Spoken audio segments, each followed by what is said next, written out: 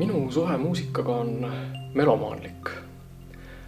Ma olen pärit veel sellest ajast, kui muusikal ja muusika kuulamisel oli veidi teistsugune tähendus. Kas või läbi selle raskesti kättesaadavuse.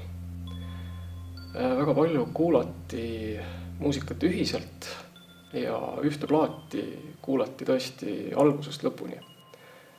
Praegu mulle tundub, et seda teevad ainult muusikakriitikud. Mis puudutab lavastamist, siis sageli algab fantaasia käivitamine just nimelt muusika otsimise ja kuulamise kaudu.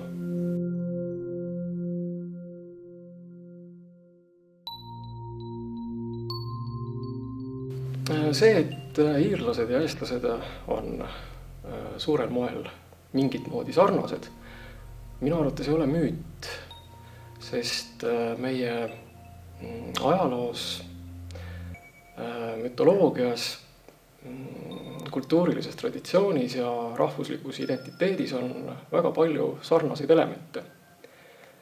Ja see garanteerib selle, et meil on teemasid, millest omavahel rääkida ja näib, et me mõistame üksteist.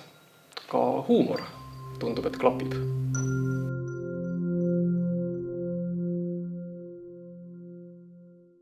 Kui ma peaksin võõrtöölisena minema või sattuma või kolima kuhugi laia maailma, siis miks mitte just nimelt Iirimaale ja eelpool mainitud põhjustel.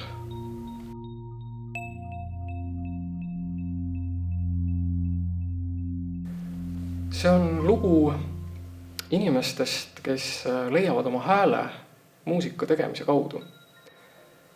Ja mis teeb eriliseks Vance'i teatriversiooni on see, et kogu muusikaline materjal luuakse elavas ettekandes ja igaüks 12 etendajast mängib ka vähemalt ühte muusikalist instrumenti.